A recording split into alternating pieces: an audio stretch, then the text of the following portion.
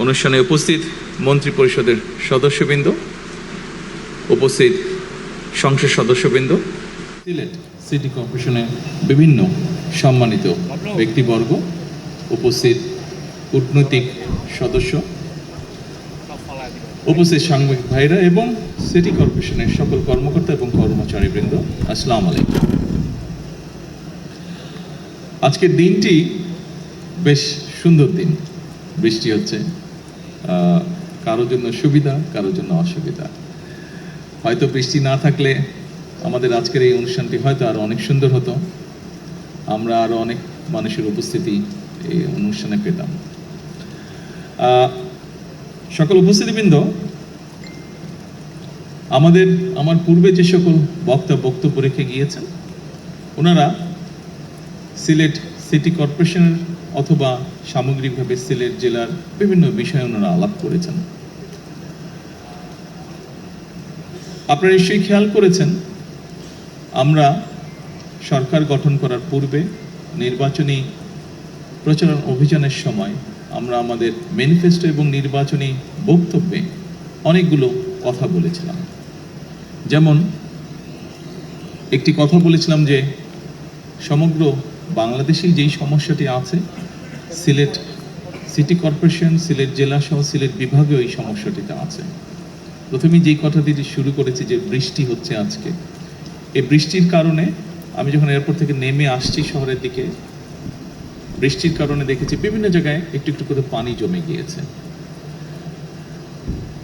এবং বৃষ্টি যদি আর একটু বেশি হয়, হয়তো এরই ভিতরে অনেক জায়গা আছে যেখানে কিছু জলাবদ্ধতাও তৈরি হয়েছে। এরই ভিতরে আমরা দেখেছি পাহাড়ি ঢল, অতিবৃষ্টি সবকিছু মিলিয়ে সুনামগঞ্জ এলাকার বিরাট একটি অংশে কৃষকরা বিশেষ করে ক্ষতিগ্রস্ত হয়েছে, তাদের ফসল ক্ষতিগ্রস্ত হয়েছে। সুনামগঞ্জ ছাড়াও আরও যেগুলো হাওড় অঞ্চল আছে বাংলাদেশের বিভিন্ন জায়গায়, কিশোরগঞ্জ আছে, নেত্রকোনা আছে, ময়মনসিংহের ওদিকে আছে, এরকম অনেকগুলো জেলায় এরই ভিতরে বিভিন্ন জায়গায় কৃষকরা বিশেষ করে ক্ষতিগ্রস্ত হয়েছে। শহরগুলো তো আছে। কিছুদিন আগে আপনারা দেখেছিলেন চট্টগ্রামের কিছু নিউজ এসেছিল, যদিও সেটার মধ্যে পরে আমরা দেখেছি পুরোপুরি সত্যতা ছিল না। যাই হোক, আমরা দেখেছি অতিবৃষ্টির কারণে জলবদ্ধতা। এই সকল বিষয়কে বিবেচনা করে এর আগে সবচেয়ে প্রথমে খুব সম্ভবত সচিব সাহেব উনি সিলেট সিটি কর্পোরেশনের নাগরিকদের পানির চাহিদা পূরণ করতে গিয়ে একটি কথা বলেছেন যে পরিমাণ চাহিদা প্রতিদিনের পানির, তার অধিকাংশটাই আন্ডারগ্রাউন্ড থেকে ওনারা তুলছেন এই পানিটা। অর্থাৎ আন্ডারগ্রাউন্ড ওয়াটার লেভেল যেটা আছে সেটা ধীরে ধীরে নিচে নেমে যাচ্ছে, অল্প অংশই ওনারা নদী থেকে আনতে পারছেন। এই সকল কিছু বিষয় মাথার মধ্যে রেখে বিবেচনা করে আমরা তখন বলেছিলাম যে খাল খনন একটি কর্মসূচি আমরা দিয়েছিলাম সারা দেশে। এই কর্মসূচির কথা বলেছিলাম এবং সরকার গঠনের সাথে সাথে আমরা এই কর্মসূচিটাকে শুরু করেছি। এই কর্মসূচির লক্ষ্য বা উদ্দেশ্য কিন্তু এই সমস্যাগুলোকে অ্যাড্রেস করার জন্য। আন্ডারগ্রাউন্ড ওয়াটার লেভেল যেটা আছে সেটা শুধু সিলেট সিটি কর্পোরেশনে নয়, এই সমস্যা ঢাকাতেও আছে, এই সমস্যা অন্য অনেক শহরগুলোতেই আমাদের আছে। আমাদের জন্য যেটি একটি বড় সমস্যা হচ্ছে, যেভাবে আমরা মাটির নিচে যে পানি আছে এটিকে যে টেনে তুলছি, এছাড়াও কৃষিকার্যের জন্য একই কাজ আমরা করছি, এটি ধীরে ধীরে একটি ভয়াবহ অবস্থার দিকে নিয়ে যাচ্ছে পুরো পরিস্থিতিকে। আমরা যদি এই পরিস্থিতিটাকে এখনই অ্যাড্রেস করতে চাই, তাহলে সবচেয়ে প্রথম যে উপায়টি হচ্ছে আমাদেরকে খাল খনন করতে হবে। এবং খাল খননের মাধ্যমে এই যে পানিগুলো, দেখুন বর্ষার সময় এই যে বৃষ্টির সময় এত পানি আসছে, এত পানি এসে জলাবদ্ধতা তৈরি হচ্ছে, তারপরে আমরা কোনোভাবে পানিটাকে সরিয়ে দিচ্ছি, পানিটা কিন্তু নদী দিয়ে নেমে সমুদ্রে চলে যাচ্ছে। অর্থাৎ এই পানিটাকে আমরা ব্যবহারও করতে পারছি না। কাজে এই পানিটাকে যাতে আমরা ব্যবহার করতে পারি, জলাবদ্ধতাও যাতে না হয়, মানুষেরও কষ্ট না হয়, সেটি কৃষির সুবিধার জন্যই হোক, পানিটিকে মানুষের ব্যবহারের সুবিধার জন্যই হোক, আমরা খালগুলো খনন করতে চাচ্ছি দেশে, যাতে আমরা অতিরিক্ত যে পানি থাকবে সেই পানিটাকে যাতে আমরা ধরে রাখতে পারি এবং প্রয়োজনের সময় আমরা সেটিকে মানুষের প্রয়োজনে আমরা ব্যবহার করতে পারি। আজকে এই অনুষ্ঠানে আসার আগেই সিটি কর্পোরেশনের জলাবদ্ধতা নিরসনে একটি প্রকল্পের কাজ শুরু হবে, সেটির ভিত্তিপ্রস্তর আমি স্থাপন করে এসেছি। আমি ইঞ্জিনিয়ার সাহেবকে জিজ্ঞেস করেছিলাম যে ওনারা যেই প্রেজেন্টেশন দিয়েছেন তারপরে যেটা আমি বুঝতে পেরেছি যে এই কাজটি সম্পন্ন হলে আমরা ধরে নিতে পারি ইনশাল্লাহ সিলেট শহরে জলাবদ্ধতা হবে না, অতিবৃষ্টি হলেও বা বৃষ্টি হলেও জলাবদ্ধতা হবে না। তবে অবশ্যই এখানে আরেকটি বিষয় আমাদেরকে খেয়াল রাখা প্রয়োজন, যেই সমস্যাটি শুধু সিলেটে নয়, যেই সমস্যাটি আমাদের প্রায় সবগুলো শহরে সামগ্রিকভাবে হয়তো সমগ্র দেশেই আছে। এখানে মুক্তাদি সাহেব একটু আগে আমাকে বলছিলেন যে সুরমা নদীতে খুব সম্ভব সচিব সাহেবের বক্তব্যের মধ্যে বোধহয় বিষয়টি ছিল যে সুরমা নদীতে বিভিন্ন পলিথিন থেকে আরম্ভ করে প্লাস্টিক থেকে আরম্ভ করে টিন থেকে পড়তে পড়তে যে স্তরটা জমা হয়েছে বেশ পুরু হয়ে গিয়েছে। প্রায় বছরখানেক আগে, তখন তো অবশ্যই আমি লন্ডনে ছিলাম, সেখানে আমি যে কোনো একজন ভদ্রলোকের সাথে আলাপ করছিলাম যার কিছু এক্সপার্টিস রয়েছে এই বিষয়গুলোর উপরে। এবং ঢাকার যে বুড়িগঙ্গা নদীর কথা আপনারা সকলেই জানেন, নাম শুনেছেন, সকলে না দেখলেও নাম শুনেছেন। সেই বুড়িগঙ্গা নদীতে ওনাদের বক্তব্য অনুযায়ী প্রায় 2 মিটার মানে 5-6 ফিটের মতন প্রায় স্তর জমে গেছে নিচে, এত স্তর জমে গেছে ময়লা জমে জমে। এই বিষয়টি কম বেশি প্রায় সবগুলো বাংলাদেশের শহরের ক্ষেত্রেই প্রযোজ্য, এবং এই বিষয়টিকে যদি আমরা এখনই অ্যাড্রেস করা না ধরি তাহলে একটা সমস্যার মধ্যে পড়তে হবে। বুড়িগঙ্গা নদীর পানি অসম্ভব রকম বিষাক্ত হয়ে গিয়েছে। এইভাবে যদি সবগুলো নদী বিষাক্ত হতে থাকে তাহলে একটা অসম্ভব ভয়াবহ পরিস্থিতিকে আমরা সকলে ধাবিত হচ্ছি। কাজেই এই বিষয়ে আমাদের মানুষকে সচেতন করতে হবে। সিটি কর্পোরেশনকে আমি অনুরোধ করবো, অবশ্যই আপনারা বিভিন্ন প্রকল্প গ্রহণ করবেন মানুষ যাতে সেবা পায়, কিন্তু একই সাথে পাশাপাশি যদি আপনারা মানুষকে অ্যাওয়্যার করার জন্য, সচেতন করার জন্য কতগুলো উদ্যোগ নেন, যেমন প্লাস্টিক, পলিথিন, কাগজ, যে কোনোই বর্জ্যদ্রব্য হোক না কেন, এই জিনিসগুলো যত্রতত্র যাতে আমরা না ফেলি। এইটি যদি আপনারা বিশেষ করে যতগুলো সিটি কর্পোরেশনের ভেতরে স্কুল আছে, ছোট ছোট বাচ্চা, বিশেষ করে প্রাইমারি স্কুল, হাই স্কুল, এই বাচ্চাদেরকে যদি এই জিনিসগুলো শেখানো ধরেন, কারণ হয় কি, বড়রা শিখলেও কিছু শুনলেও সহজে শিখতে চায় না। একটা মানুষ 25, 30, 35, 40 বছর বয়সে তাকে যদি আপনি কিছু শেখাতে চান অনেক বেগ পেতে হয়, কিন্তু আপনি যদি একটা ছোট বাচ্চাকে যদি ভালো কিছু শেখান ওটা কিন্তু তার মাথায় ঢুকে যায়। এবং ছোট বাচ্চাকে যদি আপনি সেটা শিখিয়ে ফেলতে পারেন, সবচেয়ে বড় যেটা সুবিধা হয়, সে স্কুলে ভালো জিনিস যেটা শিখে আসবে সেটা সে যেমন ফলো করবে, সে তার বাবা মাকেও ওটা মানতে বাধ্য করবে। বাচ্চারা করে এটা। সেই জন্য আমি সিটি কর্পোরেশনকে অনুরোধ করব, এবং শুধু সিলেট সিটি কর্পোরেশন নয়, এই বিষয়টি আমি সকল সিটি কর্পোরেশনকে অনুরোধ করব, আপনারা যদি অন্তত আপনাদের এলাকায় সিটি কর্পোরেশনের ভিতরে যে সকল স্কুল আছে সেই স্কুলগুলোতে যদি আপনারা কোনো উদ্যোগ নিয়ে বাচ্চাদেরকে এই বিষয়গুলোতে সচেতন করতে পারেন, তাহলে আমরা ধীরে ধীরে এই কাজটি শুরু করতে পারবো, যে পরিবেশকে আমরা আস্তে আস্তে আস্তে ঠিক করে আনতে পারবো। কারণ আজকের শিশুরাই আগামী দিনের ভবিষ্যৎ। তারা দেশ এবং জাতির জন্য ভালো কোনো কিছু আজকে যেটা শিখবে, ডেফিনেটলি তারা যখন বড় হবে, তারা ইনশাল্লাহ যখন একটি অবস্থানে যাবে কেউ না কেউ, তারা সেটি দেশের জন্য, সমাজের জন্য, মানুষের জন্য সেটি তারা অ্যাপ্লাই করবে। সম্মানিত উপস্থিতিবৃন্দ, এটা গেল পরিবেশের কথা। আসুন, স্বাভাবিকভাবেই এখানে আপনারা যারা বসবাস করেন, বিভিন্ন সময় আপনাদেরকে দেশের বিভিন্ন জায়গায় কাজের জন্য যেতে হয়। নির্বাচনের সময় যখন আমি এসেছিলাম, আমি প্লেনে এসেছিলাম, কিন্তু যাবার সময় আমি বাই রোড গিয়েছিলাম নির্বাচনী জনসভা করতে করতে।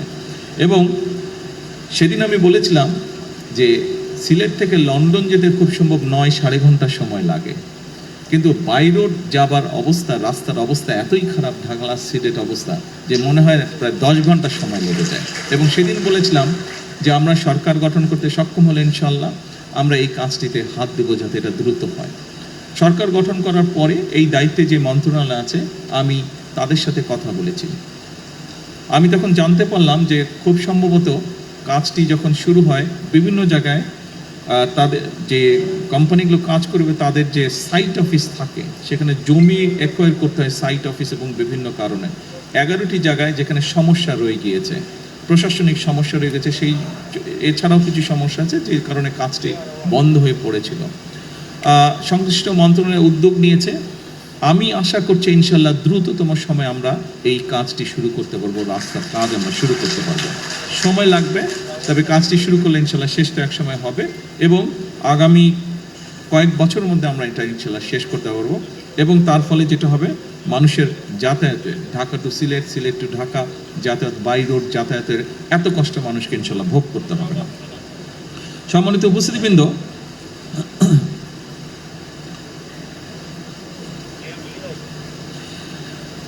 অবশ্যই শুধু রাস্তা আমাদেরকে বাড়ালেই যে সমস্যার সমাধান হবে তা না। একই সাথে আমরা যদি রেলওয়ে, যেখানে আমরা কম খরচে যাতায়াত করতে পারি, একই সাথে ব্যবসায়ীরাও তাদের ব্যবসায়িক মাল আনা নেওয়ার ক্ষেত্রেও কম খরচে আনতে পারেন, আমরা যদি রেলওয়েটাকে ডেভেলপ করতে পারি। আমাদের বর্তমান সরকার আমরা একটি উদ্যোগ গ্রহণ করছি যে সারা দেশে কিভাবে রেল যোগাযোগটাকে বৃদ্ধি করা যায়। রেল যোগাযোগটাকে বৃদ্ধি করলে স্বাভাবিকভাবে অধিকাংশ মানুষ এটিতে যাতায়াত করবেন, এটিতে খরচ কম হবে, সেটি যাতায়াতের খরচ কম হবে, সেটি ব্যবসায়িক কারণে খরচ কম হবে। আমরা রাস্তা যতই বড় করতে থাকি ততই গাড়ি নামবে রাস্তায়, ট্রাফিক বাড়বে। এবং আরেকটি বিষয় আমাদের মনে রাখা প্রয়োজন, জনসংখ্যার ভিত্তিতে আমরা পৃথিবীর খুব সম্ভবত 8ম স্থানে আছি, কিন্তু আমরা ল্যান্ড ওয়াইজ যদি চিন্তা করি আমাদের দেশটা হয়তো অত বড় না, অনেক দেশে থেকেই ছোট। সেজন্য আরেকটি গুরুত্বপূর্ণ বিষয়, বাংলাদেশ হচ্ছে একটি কৃষি প্রধান দেশ। সেজন্য রাস্তা যদি নির্মাণ করি আমরা, একই সাথে কিন্তু আমাদের ফসলি জমিও নষ্ট হচ্ছে। সেজন্য সেই বিষয়টাকে আমাদের মাথায় রাখতে হবে। এত বিপুল সংখ্যক জনগোষ্ঠীর খাবার তো আমরা বিদেশ থেকে ইম্পোর্ট করা সম্ভব না, এবং আমরা আলহামদুলিল্লাহ মোটামুটিভাবে খাদ্য স্বয়ংসম্পূর্ণ, কাজে এইটিকেও আমাদের ধরে রাখতে হবে। সেজন্যই অবশ্যই রাস্তার উন্নয়ন, আমরা রাস্তার ক্ষেত্রে যোগাযোগ ব্যবস্থা উন্নয়ন করব, কিন্তু রেলটাকে আমরা ডেভেলপ করতে চাই। স্বাভাবিকভাবেই সিলেটের মানুষ নিশ্চয়ই উৎসাহী হবেন না, খুব ইন্টারেস্টেড হবেন না শুনতে যে ঢাকা রংপুর রেল ব্যবস্থা উন্নতি হচ্ছে। আপনারা নিশ্চয়ই ইন্টারেস্টেড হবেন যে ঢাকা সিলেট বা সিলেট ঢাকার রেল ব্যবস্থা উন্নতি হচ্ছে। আমরা চেষ্টা করছি এই ব্যাপারে, ইনশাল্লাহ এ ব্যাপারে আমরা চেষ্টা করছি যে ডবল লাইন কিভাবে করা যায়, ডাবল লাইনের মাধ্যমে এই সমস্যাটার সমাধান করা যায়, দ্রুততর করা যায় ঢাকা সিলেট বা সিলেট ঢাকা রেলওয়ের ব্যবস্থা। আসনের পরে আমি যখন নির্বাচনী সময় বিভিন্ন এলাকায় গিয়েছি দেশের, শুধু সিলেট নয়, সিলেট সহ বাংলাদেশের উত্তরাঞ্চল বলেন, দক্ষিণ অঞ্চল বলেন, যে এলাকায় গিয়েছি আমি অনেক বিষয়ের মধ্যে একটি বিষয় এলাকার মানুষ আমার কাছে তুলে ধরেছে, এবং খুব স্বাভাবিকভাবেই আমরা বিষয়টি ভিন্নভাবেও জানি। সেটি হচ্ছে বাংলাদেশের মানুষের স্বাস্থ্য ব্যবস্থা বা চিকিৎসা ব্যবস্থা। দুঃখজনকভাবে হলেও সত্য যে শহরের মানুষ কিছুটা চিকিৎসা সুবিধা পেলেও গ্রামের অধিকাংশ জায়গায় এখনও আমরা ভালোভাবে স্বাস্থ্যসেবা পৌঁছে দিতে সক্ষম হইনি, এবং সেজন্যই আমরা বলেছিলাম যে আমরা একটি ব্যবস্থা গ্রহণ করতে চাই। এটি আমি সংক্ষেপে আপনাদের সামনে তুলে ধরছি, আমি এর আগেও কয়েকবার বলেছি। দেখুন, এখানে আপনারা যারা আছেন সিলেটের মানুষ, বিশেষ করে অনেকেরই, প্রায় বহু মানুষেরই লন্ডন সফর করার সুযোগ হয়েছে। যারা যারা লন্ডনে গিয়েছেন আপনারা সকলেই জানেন NHS নামে একটি প্রকল্প আছে, বা NHS নামে একটি ওখানে সংগঠন আছে, যাদের দায়িত্ব হচ্ছে সেই দেশের সকল মানুষের, যারা সেই দেশের বৈধ নাগরিক, তাদের সকলের চিকিৎসা ব্যবস্থা তারা লুক আফটার করে, তারা দেখভাল করে। এবং ব্রিটেনের মতন দেশে কিন্তু NHS নিয়ে এখন তারা বেশ প্রেসারে আছে। এটি একটি ব্যয়বহুল বিষয়। সেই দেশের আইন অনুযায়ী সেই দেশের নাগরিক বা বৈধভাবে যারা বসবাস করে তাদের যে কোনো ধরনের অসুস্থতা সুস্থ করার দায়িত্ব হচ্ছে সরকারের। সেই জন্য খুব স্বাভাবিকভাবেই যেহেতু এটা সরকারের দায়িত্ব, সরকারের উপর একটি চাপ থাকে, অর্থনৈতিক একটি বিষয় থাকে এখানে বিষয়। আমরাও চাই আমরা আমাদের দেশের নাগরিকদেরকে সুস্থ রাখতে, তাদের কাছে স্বাস্থ্যসেবা পৌঁছে দিতে। কিন্তু যেটি এখন ইউরোপে প্রত্যেকটি দেশই দেখছে, যেই দেশগুলো উন্নত তারা দেখছে যে স্বাস্থ্যসেবাটা, একজন মানুষ যখন অসুস্থ হয় তাকে চিকিৎসা দেওয়া, ডাক্তার, নার্স, হসপিটালের বেড, ওষুধপত্র সব কিছু বেশ ব্যয়বহুল। কাজেই আমরা যদি একটি পরিকল্পনা গ্রহণ করি যে আমরা যদি মানুষকে সচেতন করতে পারি, সচেতনতার মাধ্যমে আমরা যদি অসুস্থ মানুষের সংখ্যা কমিয়ে আনতে পারি, তাহলে যারা অসুস্থ হবেন তারা বেটার সার্ভিস পাবে যখন তারা ডাক্তারের কাছে যাবে, যখন তারা হসপিটালে যাবে। আমরাও এরকম একটি পরিকল্পনা গ্রহণ করছি, এবং এর অংশ হিসেবেই আমরা দেশে 1 লক্ষ স্বাস্থ্যকর্মী নিয়োগ করার পরিকল্পনা গ্রহণ করেছি। এই মানুষগুলো,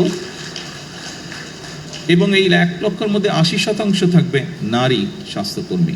এই মানুষগুলোর দায়িত্ব হবে গ্রামে গ্রামে, ঘরে ঘরে যাওয়া। শহরেও তারা থাকবে, তবে আমরা জোর দিব গ্রামের মানুষের উপরে বেশি। তারা যাবে, তারা মানুষগুলোকে, বিশেষ করে পরিবারের নারী যারা আছেন, যারা সংসার দেখাশোনা করেন, দায়িত্ব যাদের, তাদেরকে গিয়ে তারা অ্যাওয়্যার করবে, সচেতন করবে যে কোন খাবারটি খেলে ডায়াবেটিস হবে না, কোন খাবারটি খেলে কার্ডিয়াক হবে না, বা লাইফস্টাইল কি হলে তার হার্টের সমস্যা হবে না, কোন খাবারটি খেলে কিডনির রোগ হবে বা কিডনির রোগ হবে না, এই বিষয়গুলি সম্পর্কে তাদেরকে সচেতন করবে, হাইজিন সম্পর্কে তাদের সচেতন করবে। অর্থাৎ আমরা চাচ্ছি যে ইনশাল্লাহ ধীরে ধীরে আমরা সামগ্রিকভাবে পুরো দেশে অসুস্থ যত বেশি সংখ্যক মানুষকে সুস্থ রাখা আমাদের লক্ষ্য। তার ফলে স্বাভাবিকভাবে যারা হসপিটালে আসবে পরবর্তীতে অসুস্থ হয়ে তাদেরকে যাতে বেটার চিকিৎসা দেওয়া যায়। স্বাভাবিকভাবেই চিকিৎসা অসুস্থ মানুষের সংখ্যা যখন কম হবে, আপনার মেডিকেলের ক্ষেত্রে আমাদের জন্য সুবিধা হবে টেক কেয়ার করতে। সম্মানিত উপস্থিতিবৃন্দ, সিলেট মেডিকেল কলেজের অধীনে 250 শয্যার একটি হাসপাতাল, এই হাসপাতালটি আমরা চেষ্টা করছি দ্রুত যাতে চালু হতে পারে ইনশাল্লাহ। একই সাথে আমরা এরপরে এটাকে চেষ্টা করব এক্সপ্যান্ড করে 1200 শয্যার একটি হাসপাতালে নিতে আমরা ইনশাল্লাহ চেষ্টা করব, আমাদের পরিকল্পনার মধ্যে রয়েছে। আরেকটি বিষয় এখানে উঠে এসেছে আলোচনায়, বেশ কয়েকজন বক্তা আমার আগে উল্লেখ করেছেন যে একটি সমস্যা আছে এখানে, খুব সম্ভবত মুক্তাদির সাহেব বোধহয় ওনার বক্তব্যে বলেছেন যে সিলেটে সেই পরিমাণ ইন্ডাস্ট্রি বা কলকারখানা ব্যবসায়িক প্রতিষ্ঠান নেই। খুব স্বাভাবিকভাবেই অনেক মানুষ, তরুণ সমাজের অনেক সদস্য তারা বেকার থাকে। আমি এই কথাটি আপনাদেরকে আগেও বলেছিলাম, যাদের আমার বক্তব্য শোনার সুযোগ হয়েছিল নির্বাচনের পূর্বে, যে আমাদের অনেকগুলো পরিকল্পনা আছে। এর ভিতরে মুক্তাদি সাহেব এখানে আছে, উনি একটি কথা বললে পারতেন। সরকার গঠন করার বোধহয় সপ্তাহখানেকের মধ্যে আমি ওনাকে দেখেছি, যেহেতু শিল্প কলকারখানার আন্ডারে বাংলাদেশ অনেকগুলো বিভিন্ন জায়গায় অনেক কলকারখানা বন্ধ হয়ে পড়ে আছে। আমরা সিদ্ধান্ত গ্রহণ করেছি এই কলকারখানাগুলোকে যত দ্রুত সম্ভব কারণ বের করে যত দ্রুত সম্ভব, যদি দরকার হয় আমরা প্রাইভেটাইজ করবো সেগুলোকে, যারা এগুলো চালাতে আগ্রহী তাদের কাছে আমরা হ্যান্ড ওভার করবো। অর্থাৎ এই কলকারখানাগুলো আমরা দ্রুত, খুব সম্ভবত এই সপ্তাহে বোধহয় এই ব্যাপারে আপনার সাথে বসার কথা আমার বোধহয় 4 তারিখে, ওই যে অন্য সবাইকে নিয়ে 4 তারিখে এটার ওনারা রিপোর্ট দেবেন আমাকে যে কতটুকু আমরা অগ্রসর হলাম। কাজে আমাদের লক্ষ্যই ছিল, তখনই আমরা বলেছিলাম যে এই কাজটি আমরা শুরু করব, এবং এই কাজটি শুরু করতে পারলে একদিকে সারা দেশে বহু কর্মসংস্থানের ব্যবস্থা হবে, এটি গেল একটি বিষয়। এবং একই সাথে আমরা চেষ্টা করছি দেশে এবং বিদেশে যারা বিনিয়োগকারী আছেন তাদেরকে উৎসাহিত করার জন্য, যাতে তারা বিভিন্ন ব্যবসা প্রতিষ্ঠান, মিল কারখানা অথবা সার্ভিস ইন্ডাস্ট্রি যেটাই হোক, তারা যাতে বিনিয়োগ করেন এবং বিভিন্ন সমস্যা আছে সেই সমস্যাগুলোতে তাদেরকে আমরা চেষ্টা করছি সহযোগিতা করতে, যাতে তারা বিনিয়োগ করেন, কর্মসংস্থানের সুযোগ হয়। সিলেটে একটি আইটি পার্ক করা হয়েছিল, আইটি পার্কটি সেভাবে সচল নেই। এই আইটি পার্কটি নিয়ে অলরেডি এর মধ্যে আমাদের আলোচনা হয়েছে, আমাদের যে মন্ত্রণালয় আছে তারা কাজ করছে। আমি কোয়াইট কনফিডেন্ট আই যে ইনশাল্লাহ দ্রুততম সময়ে আমরা এটা চালু করতে সক্ষম হব আইটি পার্কটি, যাতে করে আমাদের তরুণ সমাজের অনেক সদস্য আছে যারা ফ্রিল্যান্সিংয়ের কাজ করে, আইটির বিভিন্ন কাজ করে, ডাটা প্রসেসিং কাজ করে, তাদেরকে আমরা ওখানে সুযোগ তৈরি করে দেওয়ার চেষ্টা করব, যাতে করে সেই মানুষগুলো যারা কাজ করছে তারাও ওখানে কাজ করার সুযোগ পায়, যাতে তাদের ইনকাম বৃদ্ধি করার সুযোগ পায়। যারা কাজ করতে চাচ্ছে কিন্তু কাজ করতে পারছে না, এরকম যারা আছে তাদেরকে আমরা ওখানে সুযোগ করে দেব। আমরা আইটি সেক্টরে এই কাজটি এখানে করতে চাচ্ছি। এর বাইরে আমরা বলেছিলাম যে আমরা বিভিন্ন জায়গায় আমরা চেষ্টা করব আমাদের যে ভোকেশনাল ইনস্টিটিউট আছে এগুলোকে আপডেট করতে, মডার্নাইজ করতে, ফলে বিভিন্ন মানুষ যারা আছে যাদের বিভিন্ন শিক্ষাগত যোগ্যতা অনুযায়ী এই মানুষগুলোকে আমরা ট্রেন করব, যাতে করে দেশের ভিতরে এবং দেশের বাইরে তারা কর্মসংস্থানের ব্যবস্থা করতে পারেন। সম্মানিত উপস্থিতিবৃন্দ, সংক্ষেপে আজকে এতটুকুই আপনাদের সামনে বলবো। এই হচ্ছে আমাদের পরিকল্পনা, আমরা কি কি চিন্তা করেছি এবং এরই ভিতরে সেই চিন্তাগুলো বাস্তবায়নের জন্য কি কি উদ্যোগ গ্রহণ করছে আপনাদের সামনে আমি আজকে তুলে ধরলাম। দেখুন, 2.5 মাস বয়সে একটি শিশু কিন্তু হাঁটতে পারে না, শিশুটাকে হাঁটতে হলে আরো কিছুদিন অপেক্ষা করতে হয়। বর্তমান সরকারের বয়স 2.5 মাসের মতন। তবে আমরা এরই ভিতরে আমরা যে সকল কমিটমেন্ট দেশের মানুষের সামনে উপস্থাপন করেছিলাম, দেশের মানুষকে আমরা দিয়েছিলাম, সেই কমিটমেন্টগুলো বাস্তবায়নের কাজ আমরা শুরু করেছি। এখানে আজকে যারা উপস্থিতবৃন্দ আছেন আপনারা এরই ভিতরে দেখেছেন যে সারা দেশে আমরা ফ্যামিলি কার্ডের কথা বলেছিলাম নারীদের স্বাবলম্বী করার জন্য, আমরা কৃষক কার্ডের কথা বলেছিলাম কৃষক ভাইদেরকে সহযোগিতা করার জন্য, আমরা বলেছিলাম যে আমরা দেশে আমাদের যে ভবিষ্যৎ প্রজন্ম আছে তাদের ভিতর থেকে আমরা ভালো যারা বিভিন্ন খেলাধুলায় বিভিন্ন মানুষের বিভিন্ন কোয়ালিটিস থাকে, গুণাগুণ থাকে, সেইগুলোকে আমরা বের করে আনতে চাই।